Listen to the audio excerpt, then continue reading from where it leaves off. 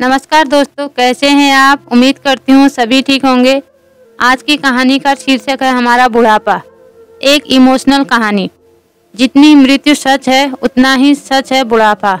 हर वह आदमी या वस्तु जिसका जन्म होता है उसका नाश होने से पहले वह पुरानी या बूढ़ी भी होती है।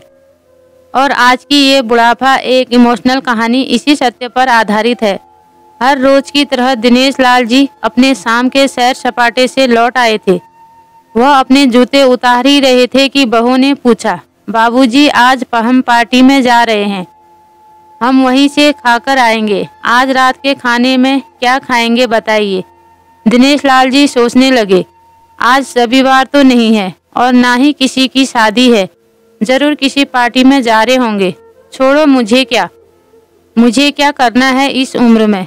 अपने विचारों पर काबू करते हुए दिनेश लाल जी बोले, ऐसा करो बेटा, मेरे लिए 2 रोटियां बना दो, दूध के साथ रोटियां ही खाऊंगा। बहू तुरंत बोल उठी, बाबूजी सुबह ही जो बनाई थी उनमें से 2 रोटियां अभी भी बची हुई हैं। अगर आप बहू ने अपना वाक्य अधूरा ही रहने दिया, लेकिन दिनेश लाल जी अच्छी तरह से समझ गए थे कि वह क्या कहना चाहती थी। सुबह की रोटियां खाई तो गैस हो जाएगा। सुबह भी बहू ने मसाले वाली सब्जी ही बनाई थी, जिसके चलते अभी तक खट्टी डकारें आ रही हैं। और इस उम्र में पेट को संभालना मतलब किसी बिगड़े हुए बच्चे को संभालने से भी ज्यादा कठिन काम है। बाबूजी बहू से बोले, नहीं बेटा, इस उम्र में सुबह की रोटी नहीं खा सकता। तुम्हें थोड़ी तकलीफ होगी, लेकिन मेरे लिए 2 ताजी रोटी बना दो। बहू को बहुत गुस्सा आया। वो गुस्से में ही बड़बड़ाते हुए उठी, अब 2 रोटियां बनाओ या 10 काम तो उतना ही बढ़ेगा। आटा गूंदो, रोटियां बनाओ, किचन और बर्तन साफ करो। इन्हें क्या है, इन्हें सिर्फ ऑर्डर देना है। काम तो मुझे करना पड़ता है ना, बस दिन रात इनकी ही सेवा करते रहो। बहू के बोल दिनेश लाल के कानों पर पड़ रहे थे। हे भगवान, सिर्फ 2 रोटियां बनाने में इतनी तकलीफ। मैंने कोई 5 पकवान तो मांगे नहीं थे। उन्हें बहुत गुस्सा आ गया, लेकिन गुस्सा वहाँ किया जाता है जहाँ कोई सुनने वाला हो। उन्होंने अपना गुस्सा निगल लिया। अब तो उन्हें जितनी जल्दी गुस्सा आता उससे जल्दी चला भी जाता था। दिनेश लाल जी को अपनी पत्नी की बहुत याद आई। निर्मला के जीते जी उन पर कभी बासी रोटी खाने की नौबत नहीं आई थी। उल्टा खाने में 10 चीजें और मिल जाती थी। खाने के साथ मीठा, पापड़, अचार, दही, छाछ, सलाद और पता नहीं क्या क्या।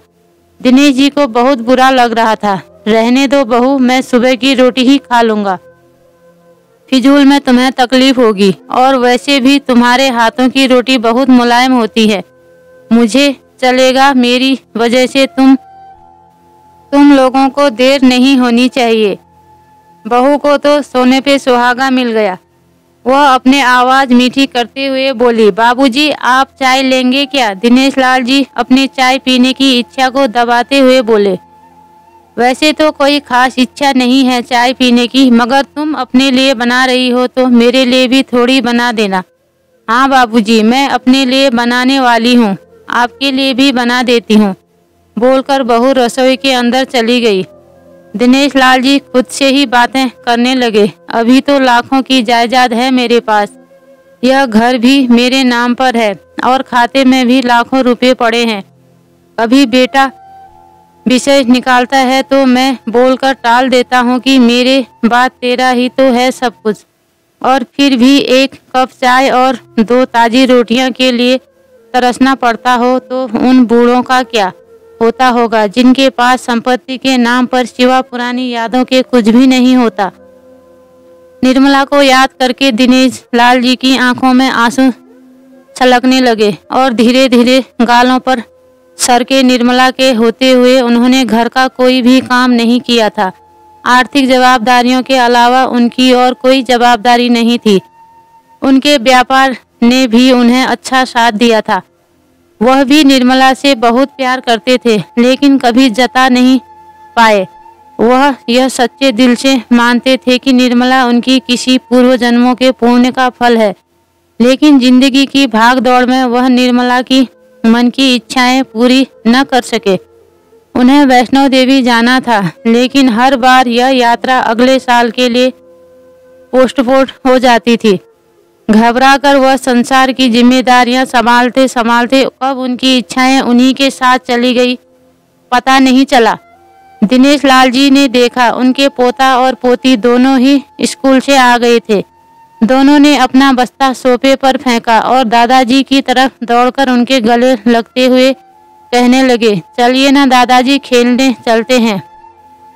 यही निस्वार्थ प्रेम के कुछ पल थे जिनमें दिनेश लाल जी भी बच्चों के साथ बच्चे बन जाते थे और सारे अपने दुख और यादें भूल जाते थे। वह कुछ बोल पाते उससे पहले ही बहू ने कहा, चलो छोड़ो दादाजी को, हमें पार्टी में जाना है, जल्दी से आकर तैयार हो जाओ, पापा भी आते ही होंगे। दोनों ही बच्चे दादाजी को छोड़ मम्मी की तरफ भागे।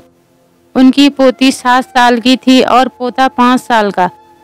दिनेश लाल जी अपनी सोच में डूबे हुए बालकनी की तरफ गए। बालकनी में धीमी ठंडी पवन में उनका स्वागत किया। बहू उनके लिए चाय बनाकर लेकर आई, बालकनी में रखी। अपनी कुर्सी पर बैठकर दिनेश लाल जी घूट घूट करके चाय पी रहे थे। पी क्या रहे थे?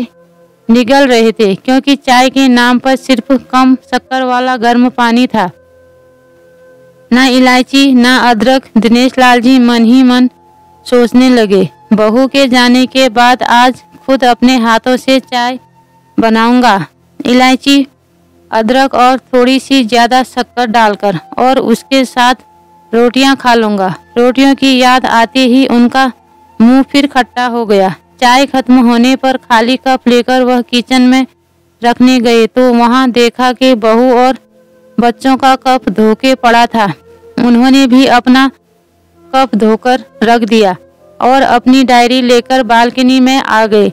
बालकनी में बैठे बैठे उनकी नज़र सूखी हुई तुलसी के पौधे पर गई। उन्होंने एक लोटा पानी लाकर उसमें डाल दिया। कुछ मिनटों बाद ध्यान से देखने पर उन्हें पता चला कि सूखे हुए तुलसी के पौधे में नई कोपलें जैसी मुस्का रही हो। आज याद आया कि निर्मला हर सुबह तुलसी को पानी और शाम को दिया दिखाती थी। अब तो शाम को ना तुलसी को ना ही भगवान के मंदिर में दिया जलता है। पता नहीं कितने संस्कार, इतनी अच्छी आदतें निर्मला अपने साथ ले गई थी। दिनेश लाल जी आसमान की तरफ देखकर बोले, निर्मला, मुझे और इस घर को अभी तुम्हारी जरूरत थी। तुम क्यों हमें छोड़कर चली गई? तुमने मुझे धोखा दिया। तुमने हमेशा साथ रहने का वचन तोड़ दिया। तुम मुझे अकेला छोड़कर चली गई। दिनेश लाल जी की आंखें भर आई। पापा, इतनी ठंडी हवाएं बह रही हैं और आप हैं कि बालकनी में बैठे हैं। अंदर आ जाइए, नहीं तो बीमार हो जाएंगे, बेटे ने दिनेश लाल जी से कहा। बेटा, बहू और पोता पोती सब तैयार होकर पार्टी के लिए निकल रहे थे। किसी ने झूठ मूठ ही मन रखने के लिए भी उनसे नहीं पूछा कि साथ चलिए बाबा, आप खाना खाकर जल्दी सो जाइएगा, हमें आने में जरा देर हो जाएगी। ज़्यादा देर तक जागना आपकी सेहत के लिए अच्छा नहीं है। हमारे पास घर की दूसरी चाबी है, हमारी चिंता मत कीजिए, बेटे ने ही जाते हुए कहा। ऐसे बोल रहे हैं जैसे मेरी सेहत की बहुत फिक्र है। कितने दिनों से बोल रहा हूँ, डॉक्टर के पास ले चलो, बीपी बढ़ा हुआ है, शुगर भी चेक करवाना है।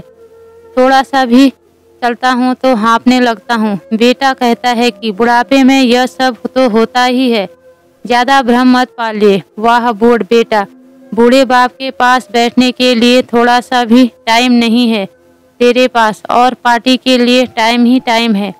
ऐसे अनगिनत विचार उनके दिमाग में चल रहे थे, लेकिन फिर भी उन्होंने हाँ में सिर हिलाया। सभी पार्टी में चले गए। दिनेश लाल जी हॉल में रखे कुर्सी पर आकर बैठे। खाना खाने की अभी कोई इच्छा नहीं थी, इसलिए टीवी चालू की। आज वैलेंटाइन डे था, प्यार का दिन, इसलिए टीवी पर भी उसी के बारे में दिखा रहे थे। दिनेश लाल जी की नज़र पास में रखे अपनी पत्नी की फ्रेम पर गई, जिसमें लाल कलर की साड़ी पहन रखी थी। प्यार तो उन्होंने भी खूब किया था निर्मला जी से, पूरी जिंदगी किया था। जी जान से किया था, लेकिन कभी बोल नहीं पाए। टीवी पर दिखा रहे थे, लोगों ने लाल कपड़े पहन रखे हैं, हाथों में लाल फूलों के गुच्छे लेकर वह ग्रीटिंग कार्ड की खरीदारी कर रहे थे। पता नहीं दिनेश लाल जी के मन में क्या आया, उन्होंने अपने पैसों का बटुआ लिया और निकल पड़े निर्मला जी की याद में। चलते चलते वो एक आइसक्रीम पार्लर के पास पहुंचे। उनको सांस चढ़ गया था, उनके सांसों की गति तेज हो गई थी। आइसक्रीम पार्लर के पास एक कुर्सी पर वह आकर बैठे। तभी वहां पर एक छोटी सी बच्ची आई जो गुब्बारे बेच रही थी।